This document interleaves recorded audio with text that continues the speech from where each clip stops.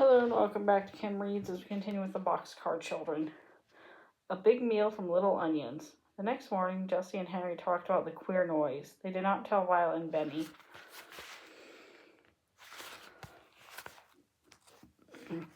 What do you think it was? Asked Jessie. Do you think it was a rabbit? I don't know, said Henry, but I think someone was in the woods. I'm glad we weren't hurt. Someone must have stepped on a stick and made it crack. What should we do? Asked Jessie. Nothing, said Henry. Watch is a good watchdog. He loves us now. And if anyone tried to hurt us, Wash would take care of us. He would do more than growl. But after this, we must not let Benny go into the woods alone. I'll keep Benny and Violet with me out all the time, said Jessie. Good, said Henry, and keep Watch with you all the time, too. Good morning, Benny. Time to get it up. Today you must build something for me out of stones. What is it? Asked Benny eagerly. I'm not going to tell you, said Henry, laughing. You build it just as Jessie tells you, and you will see. Henry was so eager to be in work that he ran all the way to town. The doctor came to the door smiling, looked at him over from head to foot. My mother will tell me what to do today, the doctor said. She wants you to work in her garden.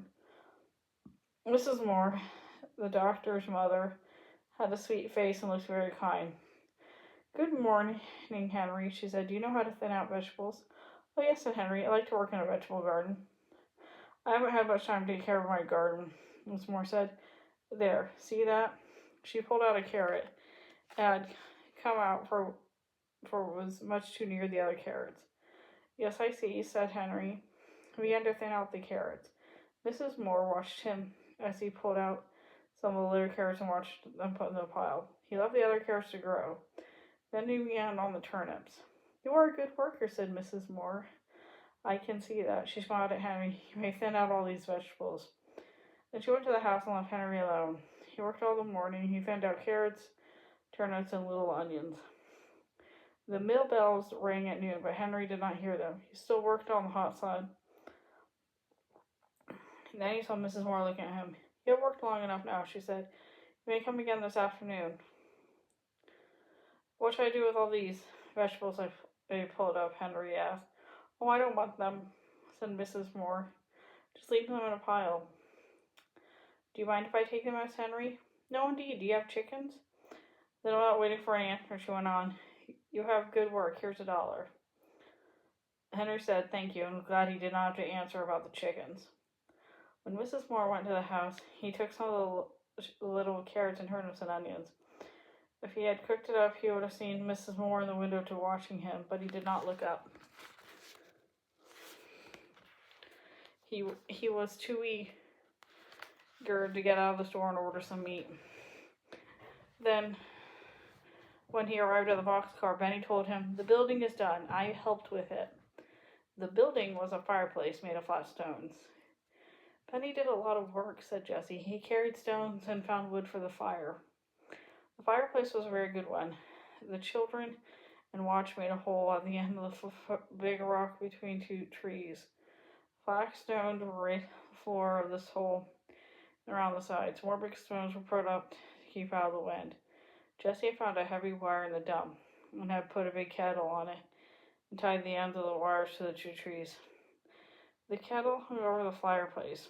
The fireplace was laid. We decided the fireplace was a big wood pile. Fine, fine, fine, cried Henry. You have done well. Now see what I have. The girls were delighted with meat and the little vegetables. With Henry's knife, they cut the meat into pieces.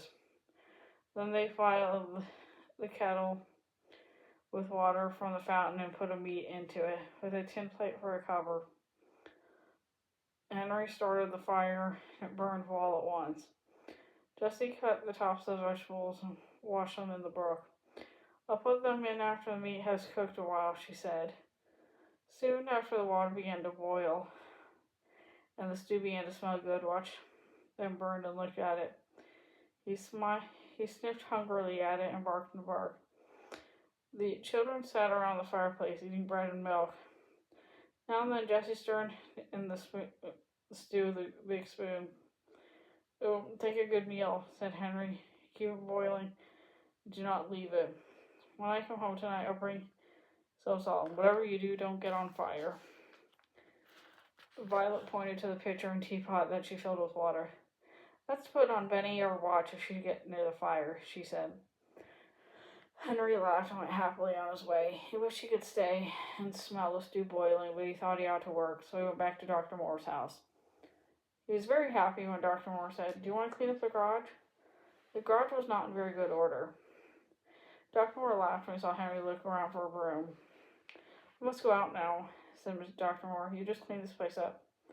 Henry began at once. First he opened all the boxes. Of the biggest box, he painted the world tools with a long-handled brush, a can of tin paint he had found. On another box, he painted nails. Then he picked over the things and put the tools in the toolbox and the nails in the nail box. This was fun for Henry because he liked to get things in order. Henry found a lot of nails that were bent, covered with rust. He put them in his pocket. "I'll ask the doctor for these bent nails," he said to himself. "They are no good to him, but they are fine to me. I can use every old nail I get."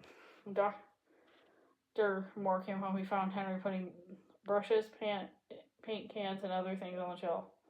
My, he cried. He looked at the garage and laughed and laughed. He looked until his mother came out to see what he was laughing at. "Look, Mother," he said. "Look at those tools. Look at the shelf. Look at my hammers. 1, 2, 3, 4 hammers. Your hammer, my hammer, and the other 2 hammers. They were all lost. Can you use a hammer, Henry?"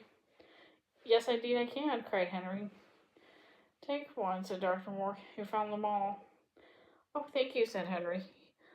He showed the doctor the bent nails, and I was told that he could have those too. He could hardly wait to start home now because he was so eager to show Benny and his sisters his new hammers and nails. "Tomorrow will be Sunday," said Dr. Moore. "Will you come again the next day?" "Oh, yes," replied Henry, who had lost track of the days. "Cherries must be picked," said the doctor. He looked at Henry in a queer way. "We could use any number of cherry pickers if they were all as careful as you." "Could you?" asked Henry eagerly. "Well, I'll come." So the three said goodbye, and Henry started for home. He had another daughter, a pocket full of nails, a hammer, and a pile of vegetables that he had left at noon. On the way home, he bought some salt. When he arrived at the boxcar, he began to smell a delicious smell. "Onions," he shouted, running up to the kettle. "I do like the smell of onions." "I like the terms best," said Violet. Jessie took off the cover carefully and stirred in the salt, and Henry sniffed the brown stew. It was boiling and boiling. "A ladle of all things," cried Henry. "Where'd you get it?"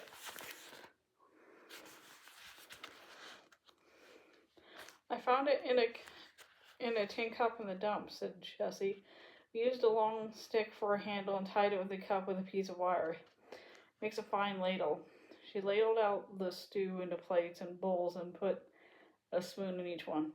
"Oh," cried Benny, "I'm so hungry. I must eat my supper." The meal was well cooked, and the vegetables were delicious. Violet passed her plate for more turnips. "I'd like more onions," said Henry. All the children ate until they could eat no more. "That was the best meal I ever ate," said Jessie. "Me too," said Violet. "I have time tonight to make Benny's cart," remarked Henry. "We'll want a cart." "Will you make it with my wheels?" asked Henry. "Yes, with your wheels," answered Henry, "but you must cart stones with it when I get done." "Yes," said Benny, "I will cart stones or rocks or anything. Tomorrow will be Sunday, and I can stay at home," Henry went on. "Do you think it'd be all right, Jessie, to build a dam for a swimming pool on Sunday?" "Yes, I do," said Jessie. "We're making the swimming pool so that we can keep clean." Henry began to hammer out the bent nails with his new hammer. Soon he had some good nails. "You and I will go and find some boards, Benny," he said. "Come on." Soon the boys came back with some boards from the dump. Henry sat down and began to make the cart. He could not see very well because it was getting dark and there was no moon, but at least the cart was done. He gave it to Benny. "Thank you," said Benny politely. After all, his sisters had admired the cart. Benny folded around him just for fun. Then Henry put it on the boxcar for the night. Henry said to Jessie, "I hope we do not hear that queer noise tonight." "I hope not too," said Jessie. Then she said, "Look at Benny," he said. He got to leave with his hand on his cart. Henry laughed too, but he laughed at himself because he was going to sleep with his new hammer under his pillow. And that's the end of that chapter. See you later.